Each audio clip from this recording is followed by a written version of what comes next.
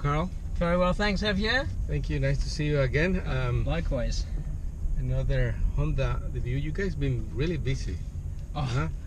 Yeah, it's been very, very busy, but very exciting. All of these wonderful new models we've been coming up with. Obviously, the Civic has been keeping us very, very busy, and it continues to provide more fun and work. We're planning on the 5-door, and now obviously we've got the SI and the Type R coming up as well.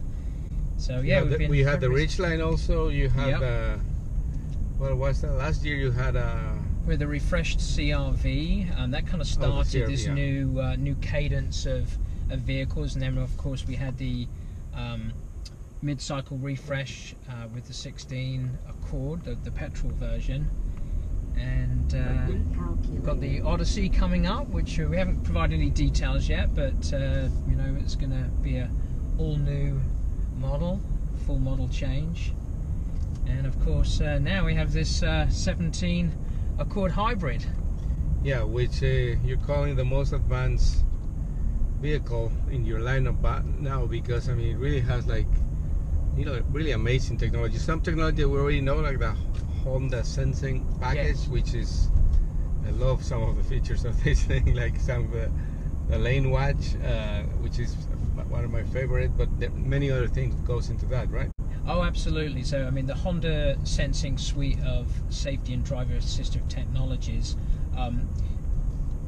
is standard on the 17 Accord Hybrid. So consider the Accord Hybrid to be its own unique model, it's the first Honda model that gets the Honda sensing suite on all trims, so it's standard. And as you'd mentioned, some of the features include the collision mitigating braking system, which also incorporates forward collision warning, so it'll warn you first, and then if you don't take any action, it will actually brake for you. It has lane departure mitigation, which again is a very active thing that applies the brakes and steering, but there also is the lane departure warning that comes on first to let you know that you're drifting out of your lane.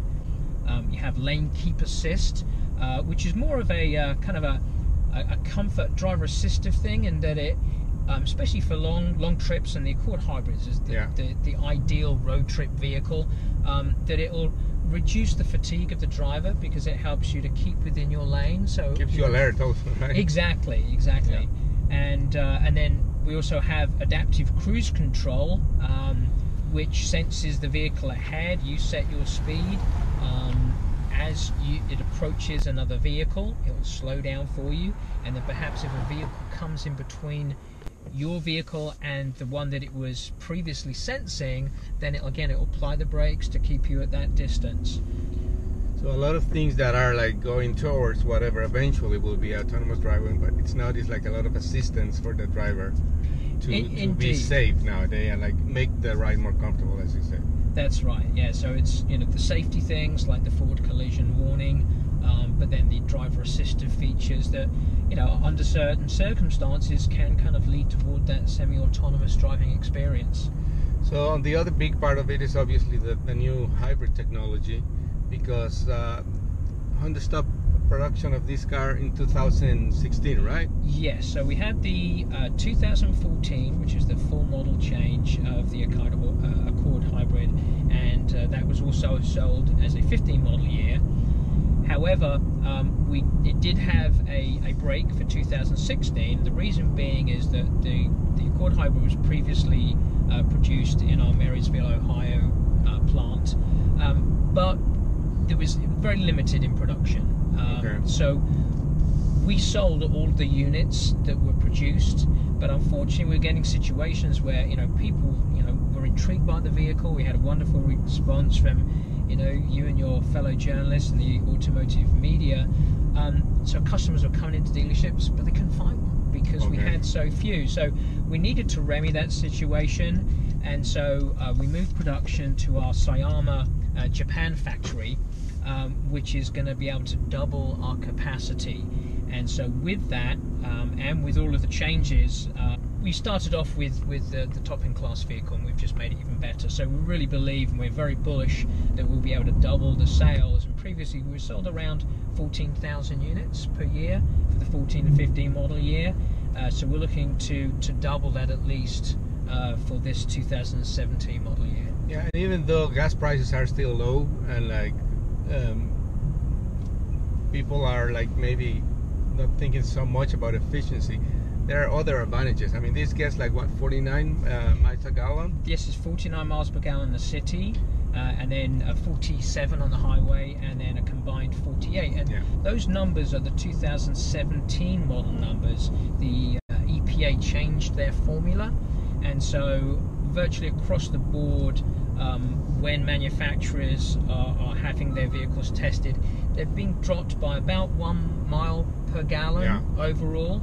So if you compare apples to apples, the 2014, 2015, compared that to the 2017, if you use the same formula, this new model gets 1 mile per hour better in the city, 2 miles an hour on the highway, and 1 combined. And obviously depends on the driving conditions of that, because for example, right now we're like averaging 57.6, which is pretty amazing. And you know, as you said, I mean, we understand that fuel prices are low, but I don't think that's the only reason why people are now considering hybrids, because it is a very sophisticated powertrain. I mean, really, the electric motor is a fantastic way to create motive force. It has 100% of its available torque right from the first twisting of the crank. Yeah, so makes it like really fun to drive almost. Absolutely. Yeah. So, I mean, it's a more refined, sophisticated powertrain. Obviously, you get wonderful fuel economy, and you get that fun to drive experience because of that robust acceleration that's provided by the torque of the electric motor. So you know, we do consider this you know, the ultimate Accord. It has all of the wonderful elements that make the Accord the best-selling retail mid-size sedan in America, plus it gets 49 miles per gallon. Yeah, so obviously more a lot of other advantages just because besides the hybrid powertrain. And I think that people want to feel as though they're doing good. I mean, I feel good when I recycle. I have solar panels on my roof, so I feel good about that. I'm a part of the solution, and I think that people feel good about driving hybrids. You know, they can feel proud of that, and especially here in California. I think there's a more intense feeling about that. And you know, this is a 50-state vehicle. We're going to sell them in all 50 states, but of course in California is probably where the majority of sales are going to be. And then you mentioned fuel earlier. You know, California does have the most expensive. It's always more expensive here. And is accelerating at a quicker rate than everywhere else in the country. So I can imagine that, you know, as in the past, as proved in the past, that California is probably going to be the biggest sales area. So another advantage of it is, like, I mean, like, we're driving here, not very fast, around 50 miles an hour, and like complete silence in here. That's really, really beautiful. Well, that's another thing that the engineers worked on, is the NVH. I mean, certainly the hybrid powertrain helps with that. Obviously, if you're driving in pure EV mode, then there's no engine sound whatsoever. Even less, but yeah, they did work on reducing the sound inside the cabin. So through kind of noise cancelling technologies, insulation, and also making the body a little bit more, a little bit stiffer. Okay. So it has additional bracing that helps to reduce that vibration, and you know, wind tunnel testing to somewhat eliminate the wind noise that, you know, you generally hear. So this is a very, very refined and quiet vehicle, but as you said, it's a lot of fun to drive, and I'm sure you press that sport button that was down there. That makes a difference. Indeed.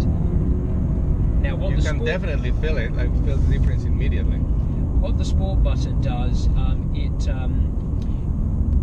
changes the throttle response, so it makes for a much quicker throttle response. And also what it'll do is add additional battery power, electric power, into the drive motor for more robust acceleration. Because when you're driving, if you have your family on a road trip, you know, you want that slightly softer response on the throttle, so as you're driving, you're going to have a more serene, smooth driving experience. But when you want to, you know, have a little fun, like the roads that you drove earlier. You got some nice twisty roads, got some elevation changes, and you want to be able to punch out of those corners a little bit brisker. Then you press that sport button and it'll help with that. And if we go to the other extreme of the functionality of this car, when we drive in B mode, that's the brake mode, and so that provides more regenerative braking. So when you lift off the throttle, I mean, even normal mode, when you lift off the throttle, regeneration begins. So the vehicle's going to slow down. Kind of, it mirrors like in a manual transmission, you know, engine braking, compression braking. So, you know, it's a very natural feel. You lift off the throttle, you feel the vehicle begin to slow down. And then really only under perhaps kind of quick stop circumstances, and then toward the end of the braking do the friction brakes actually engage. But when you put it in the B mode, you get more regenerative braking, which means you're powering the battery a little quicker.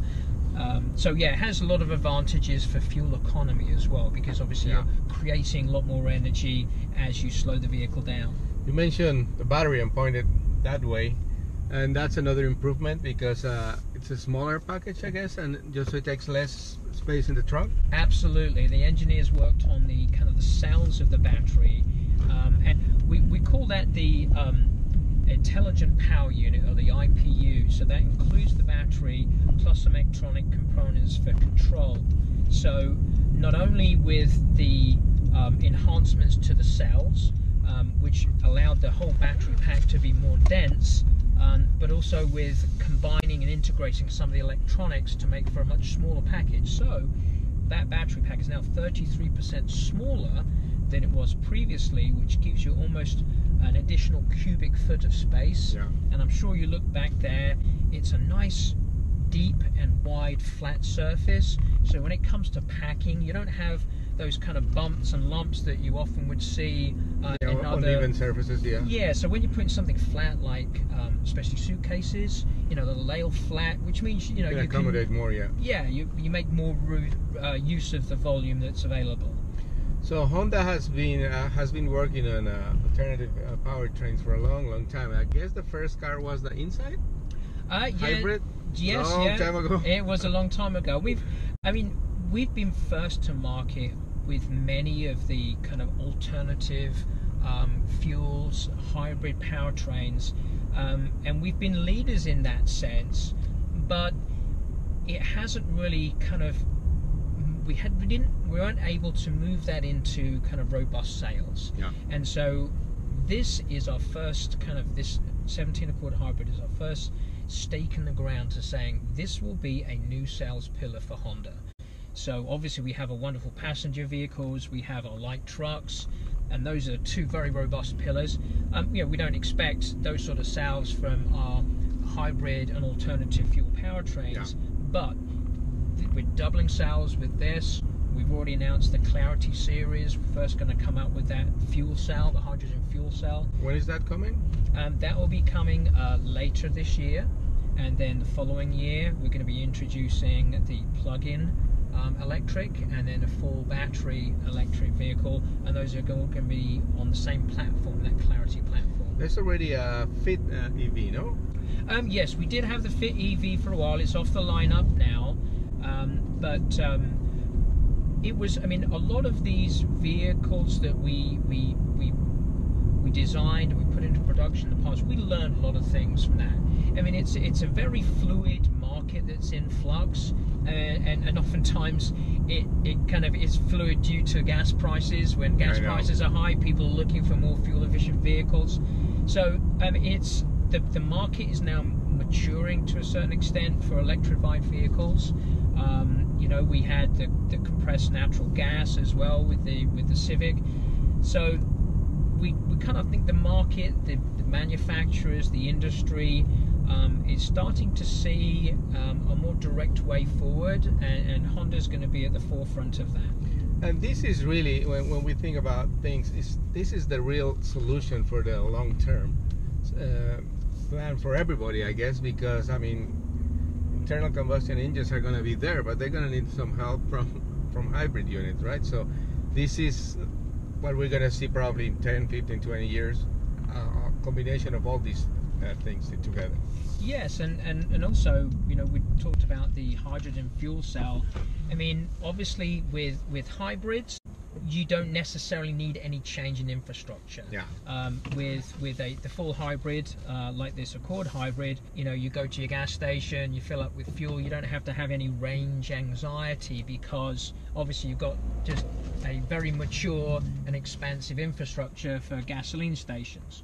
Whereas for the hybrid, I mean, obviously a fantastic technology where you just basically take hydrogen without any sort of combustion, you turn into electricity that then will drive the electric motor. But you do need to mature that infrastructure. And it's kind of like a chicken and the egg sort of scenario, where people may not consider buying a fuel cell vehicle unless there's a critical mass of fueling stations, but then there need to be you know, there need to be enough vehicles to justify having the fueling stations. But we can say that you are way more advanced in the technology and the development of the things that need to be in the car than probably the infrastructure that's out there. Yes, I mean, and Honda is invested in expanding the infrastructure as well. So, you know, the state of California in particular is assisting to a great extent, and the manufacturers, and especially Honda, is investing in the production of hydrogen fueling stations. So obviously we need that for customers who buy our Clarity fuel cell vehicle to be able to fuel up and enjoy that electrified driving experience. Well, thank you very much for the opportunity again. It's a fantastic car. We really enjoyed driving it. As you say, it's like a big well, it's officially medium, right? Yes. Medium-sized family car. But it really, I mean, it's a hybrid, and people used to think of hybrids like kind of boring to drive, but this is not the case, definitely. I mean, especially when you press that sport button and go in that mode, you can have some fun and then like be clean too. Absolutely. Well, I'm glad you enjoy it, and I'm sure your listeners and viewers are going to be interested in learning all about it. So thanks for the opportunity. Thank you again. All right, you're welcome.